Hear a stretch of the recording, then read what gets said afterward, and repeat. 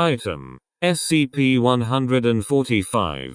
Object Class: Euclid.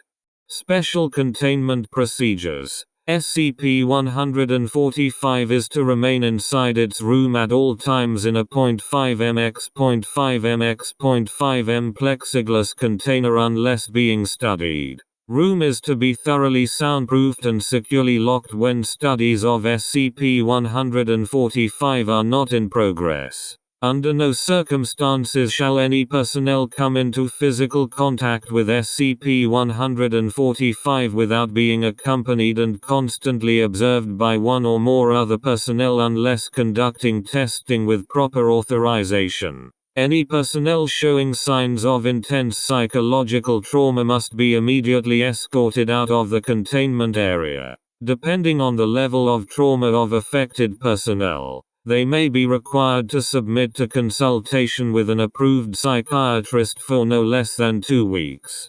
Description: SCP-145 appears to be a standard 2002 model cordless telephone handset of Alcatel brand on its standard issue charging base. The charging base appears defaced. All jack inputs are sealed with resin glue and the power input to the device has been gouged out with an unknown sharp tool. Serial number and production date are unavailable as all labels and stickers have been ripped off or defaced. The phone rings constantly whether it is on the base or not, regardless of the lack of power source. Tests have shown the battery is removable, and disassembly of the base has not shown any effect on the hand unit. The hand unit itself has had all the seams sealed, preventing conventional disassembly. When answered, a female voice speaks on the phone in a voice that shows high levels of stress. This voice varies from conversation to conversation,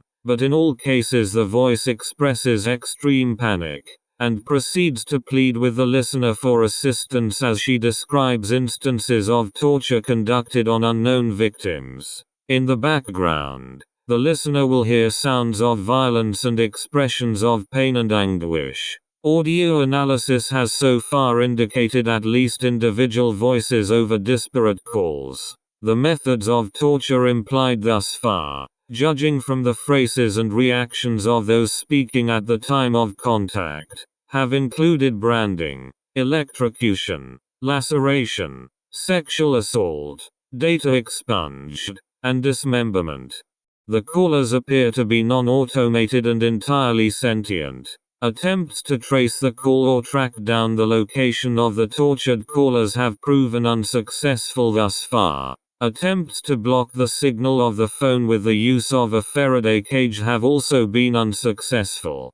Research is conducted in teams of at least 3. 1 Class D staff, 1 Class 2/145 audio technician, and 1 Class 3 security staff, with only Class D staff permitted to have direct auditory contact with SCP-145's transmissions. Testing has shown that in 100% of cases, a subject answering SCP-145 without live supervision will vanish without any indications of transportation methods. Video recording devices do not show the method of transport. The subject will be present in one frame and absent in the next. In case of disappearance, the phone will simply fall to the floor. The phone does not appear to have sustained damage from any of these falls thus far. Subsequent communication with the object has revealed that vanished subjects joined the group of torture victims.